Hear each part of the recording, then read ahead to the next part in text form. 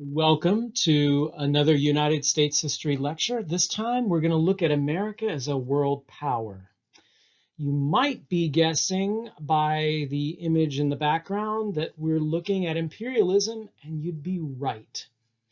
The target for this lecture is 6.05. America, just like the rest of the world in the late 19th century, got involved in imperialism. But American imperialism looks a little different, not very different, looks similar in some ways. So let's talk about the reasons for that imperialism and then think about what you've already learned about imperialism in the rest of the world. So I'm going to do this in the form of a graphic organizer. Imperialism is going to be in the middle, and then around the outside, we're going to look at reasons for this imperialism in the United States. And one of them is got to be military muscle. Americans by the 1890s are encouraged to think about having a navy and naval bases around the world. And they're encouraged to think that because people are arguing that with the world being a global place for shipping and trade, America can't afford to just sit at home with no navy. And America can't really afford the hope that the Atlantic and the Pacific Oceans will keep it safe from invasion. So you need a navy, and if you need a navy, you need naval bases. So America's going to flex its muscle. Another reason for imperialism in the United States in the late 19th century would be everyone else is doing it. America already had its version of imperialism inside the United States, Manifest Destiny, where we are destined as a nation to take over the continent all the way to the Pacific. And now there's a race for empire around the globe. If America does not get involved, then we will be behind in the race. Everybody else will be ahead of us. We can't afford that. So we must catch up. We must join this global race for empire and take Manifest Destiny outside of the US. Another reason, Americans are thirsty, parched for markets. They're looking for new places to sell goods and get raw materials. So Americans want to have access to places around the world where they can sell American-made products and obtain things that are not available in America. And finally, superiority. Much of what's driving the imperialistic feel is a sense in which Americans think that their civilization is the best. After all, America is the most democratic country on earth. America has a grand republic that is created with a constitution, and therefore that should be spread around the world. Americans are the best people. They have the power, they have the might, they have the ability. Why shouldn't they be taking this power around the world? I think it's interesting to look at all of these together and note how they reinforce each other. After all, if you need new markets, you might need some military muscle to protect them. And those markets are a result of seeing that other people are getting markets. So we better get involved. And why shouldn't we get involved? We're superior. I did make this an acronym, so in case you have trouble memorizing things, it spells METS, M-E-T-S. I suppose you could do it backwards and spell S-T-E-M, STEM. Whichever way helps you in your studying, go for it. Use whichever mnemonic device is best for you. So let's take a look at some cartoons. and think about how the cartoon reflects one or more of those goals. Here is Teddy Roosevelt, and he's looking at a hat labeled imperialism. It's all the style in Europe. He seems to admire it. Which of the 4 reasons on the previous slide seems to be reflected in this cartoon? If you said everybody's doing it, you're right. Americans are looking at what's going on in Europe and the rest of the world and admiring that and saying, we should be a part of that too. Here's another cartoon. Uncle Sam's teaching, let's see, the Philippines and Hawaii and Puerto Rico and Cuba. We've got an Indian in the background who apparently can't read. His book is upside down. A Chinese boy can't even get in thanks to the Chinese Exclusion Act. And in this school, black people are the janitors. So there's a lot going on in this cartoon, all kinds of racism involved here. But for the moment, let's think about imperialism. And maybe if we read up here, England was governing her colonies whether they consented or not. By not waiting for their consent, she has greatly advanced the world's civilization. The U.S. must govern its new territories with or without their consent until they govern themselves. Do you see evidence of markets here? Do you see evidence of military might? Or does this seem like superiority, that the U.S. is better than anybody else, and we should be out there teaching the world with or without their consent? If you said superiority, you're right. How about this cartoon? Miss Columbia, representation of America. Oh, look at that hat. How fancy is that? It's her new Easter bonnet. And notice how she's dressed. It's a very military style of dress, with going along with her navy hat that she's got, pumping out expansion in the smoke. Ah, yes, this does seem to be about militarism and naval expansion, so that is the focus of this cartoon. And our last cartoon, Uncle Sam's got a store, and look, he's selling trains and chemicals and supplies and grain to all these people from France and England and Germany. If you said that this is a search for new markets, you'd be right.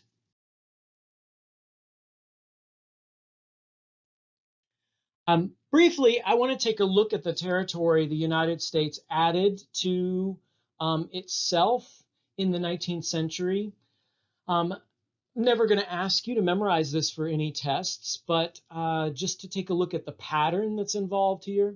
Alaska is first on our list. It's a purchase for $7.2 million, roughly about 10 cents an acre.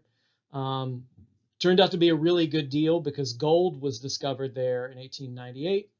Hawaii, 1898. Americans in Hawaii overthrew the Queen of Hawaii and took control of it in 1893, and then waited for a few years before they got accepted into the United States. So Alaska's a purchase. Hawaii is a military coup. Puerto Rico comes in as the result of a war with Spain. The Philippines as a war with Spain. So what seems to be the pattern for acquisition of territory? If you said conflict or war or aggression, you'd be right. America will be increasingly aggressive about its expansion after the Civil War.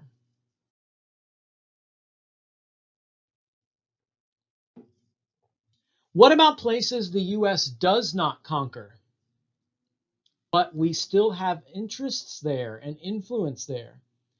A great example would be China. And so we're going to talk about China as an open door. The idea of an open door came from the U.S. Secretary of State in 1899. His name was John Hay. He wrote a series of notes that have been called the open door notes about China. So if you think about an open door,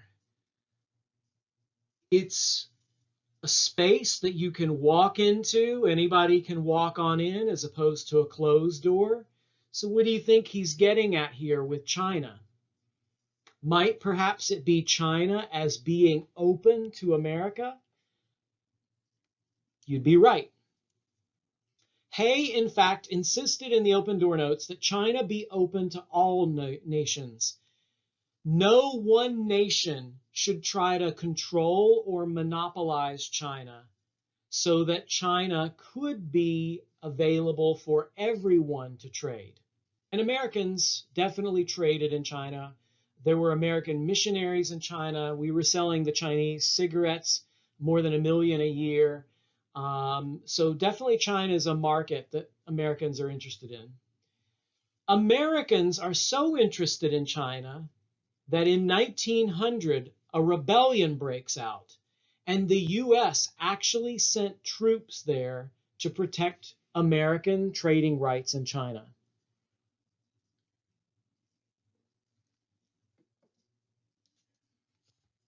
So the open door, you might think now about, did China get a chance to open this door? Or was China forced to open its door? How much power did China have in this situation? Or is China being exploited by all of the countries involved, even to the point that it will be invaded by the US and other countries? By the way, you might have studied this rebellion in your world class. It's known as the Boxer Rebellion. That is Secretary of State John Hay, with the required impressive facial hair that every American statesman must have in the 19th century. Can't do any government business without facial hair.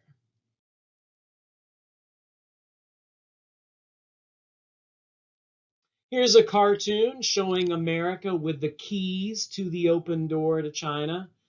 What does that seem to imply about the US? That we run around telling everybody how they will enter China? Doesn't that seem to imply that America is running the show, which is what this cartoon emphasizes, as Uncle Sam controls the door, the opening of this door to China?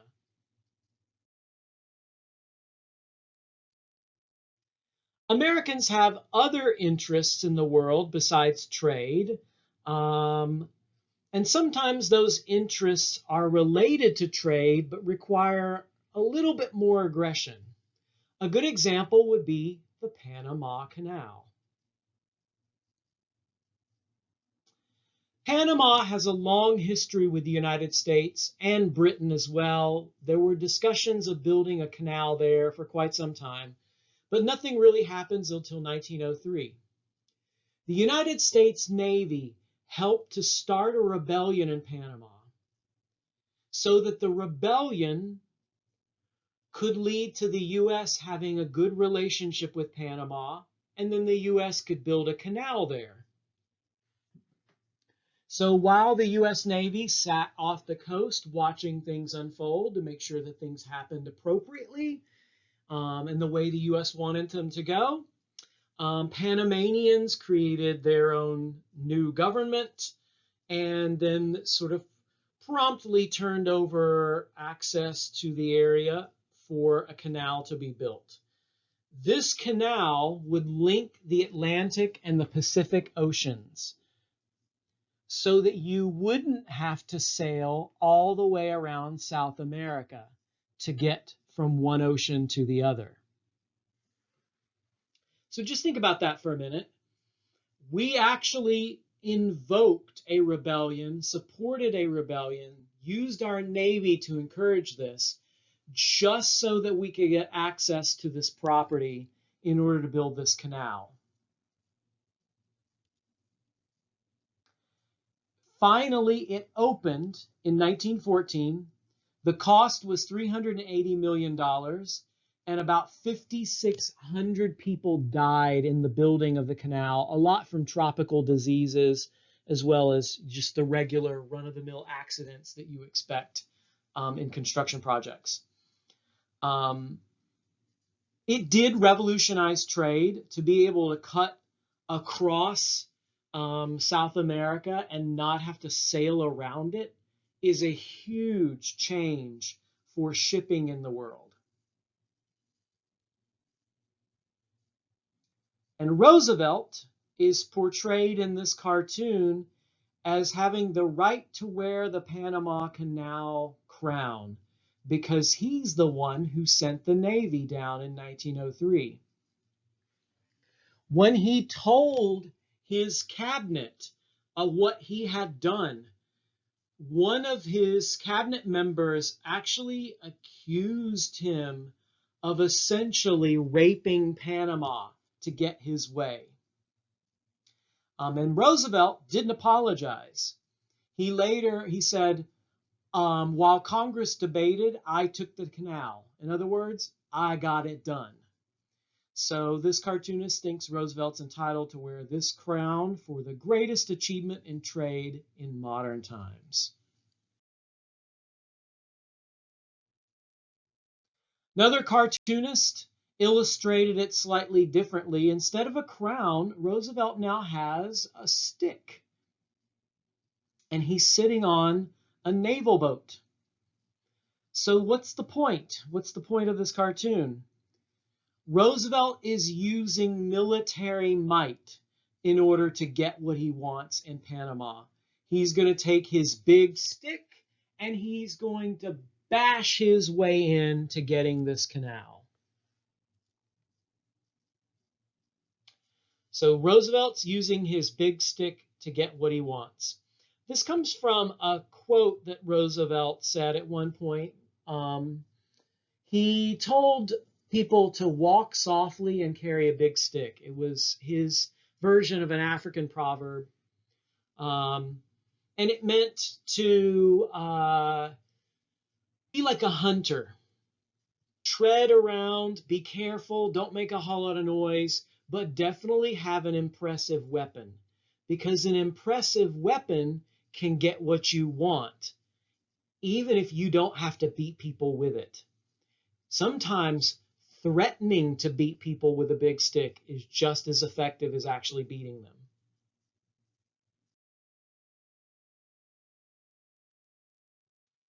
By the time Roosevelt and his successors take the Panama Canal and get involved in the rest of the world, the U.S. is quickly becoming the world's policeman, but only in a limited way. And I'll explain. The United States would use force, just like a policeman would, on any country in Latin America, on any place with U.S. business investments, or on weak countries that had bad governments. Notice that it doesn't say the U.S. would be a world policeman in Europe or against Russia or against any other place than, say, Latin America, South America, or Asia. So the U.S. will beat up countries that it deems to be inferior and weaker. So let's look at each of these policies because they do have names and you'll need to know these names. The first one is called the Roosevelt Corollary or Big Stick Doctrine. As you might guess, Roosevelt announced this one, and it says that any country in Latin America that does not maintain order or pay its debts will get a visit from the U.S. And the U.S. will smack that country into shape if it has to.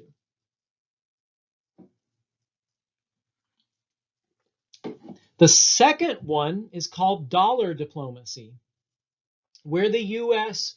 will get involved in other countries to protect U.S. businesses. So we're not going down to beat up a country because it's not paying its debts. We're going to a country to get involved because it helps American corporations. So the second one is about making money for America, whereas the first one is about beating up poorly behaved nations. The third one is called moral diplomacy, where the US says that it will get involved in other countries that have bad, undemocratic governments. That is, we're more moral than those countries, and we have a right to teach those countries how to elect good leaders, which is a direct quote from the president who created moral diplomacy. We have a right to teach other countries to elect good leaders, to make their governments be better governments because it suits us. When you look at all of these policies together, they're all about US force, right? America's going to smack down in other places. They're all about making those countries behave in a way that helps the US or helps US corporations. So when I say world policeman, I don't actually mean all of the world, just those countries the US feels like it can bully. Many of those countries are in Latin America.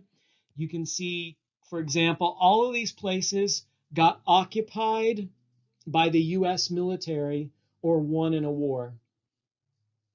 Cuba was occupied on four separate occasions. The U.S. invaded Mexico, seized the town of Veracruz. We occupied Nicaragua. We acquired Panama by creating a rebellion.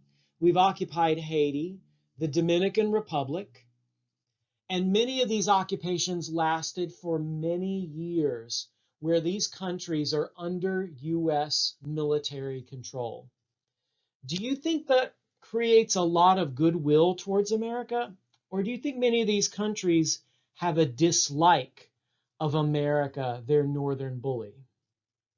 I think you can guess the answer to that question. Here is Teddy Roosevelt with the big stick, and he's marching around the Caribbean to make sure that all of those Caribbean islands pay their debts and stay out of trouble.